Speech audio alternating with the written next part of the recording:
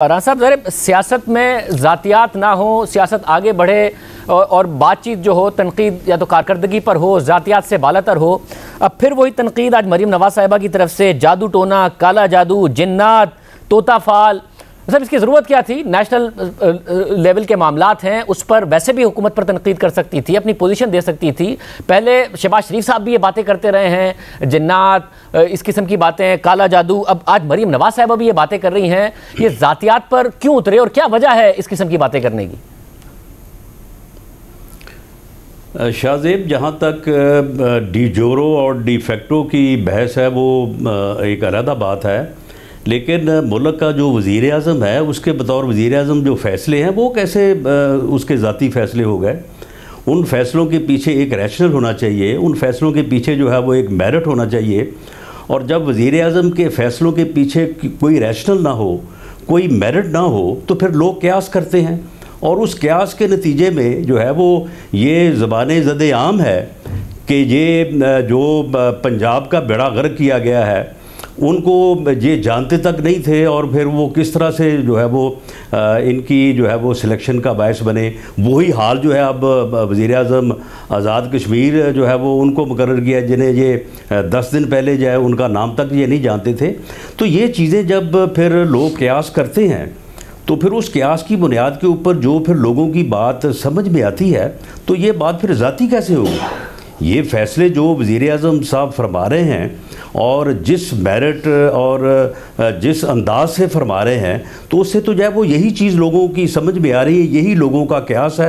और ये बात कोई मरीम नवाज़ ने आज पहले दिन नहीं की, ये बात रोज़ होती है, हर जगह पे होती है। मगर साहब, जो इशारा आपका है वो ज़ाती नौइयत का ही है। एक वज़ीर आज़म अपनी मर्जी से क्यों नहीं फैसला कर सकता कि उन्होंने किस तरीके से वज़ीर आला पंजाब लगाए हैं, वज़ीर आज़म आज़ाद कश्मीर लगाए हैं, या वो DGI किसे लगाना चाहता है? हर चीज़ में आप जादू टोना, जिन्नात, ये ज़ाती हमले क्यों करते हैं? ये ज़ाती हमले नहीं है तो और क्या है? मैं ये अर्ज़ कर रहा हूँ कि देखें, इसके पीछे भी एक पूरी जो है वो हिस्ट्री होती है। किस तरह से ये दरबारों पे गए, किस तरह से जो है वो जगह जगह पे जाके मत्था टेकते रहे, सजदा रेज होते रहे। ये सारी चीज़ें जो हैं वो फिर बात से बात जो है वो जुड़ती है। लेकिन मामला ये है कि ये ज़ाती मसला कैसे हो गया। अगर ये बात हो कि अमेरिकन प्रेसिडेंट जो है वो ड्रग्स करते हैं, तो क्या ये उनका ज़ाती मसला होगा? अगर ये बात सामने है कि अमेरिकन प्रेसिडेंट या UK के प्राइम मिनिस्टर जो हैं उनके फ़ैसलों के पीछे कोई रैशनल नहीं होता, उनके फ़ैसलों के पीछे कोई मेरिट नहीं होता, और ये एक तुकबंदी के ज़रिए से जो है वो एक अजीब अंदाज से फ़ैसले करते हैं, और वो फ़ैसले जो हैं वो जब फिर लोग उसके ऊपर क़यास करते हैं, और इस मुल्क ने इस चीज़ का बड़ा नुकसान उठाया है।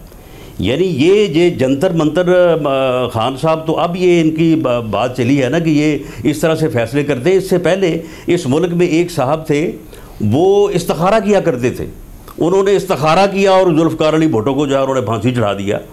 तो ये जो है इस किस्म के मामलात जो हैं दुनिया में भी और इस मुल्क में भी दरपेश रहे हैं।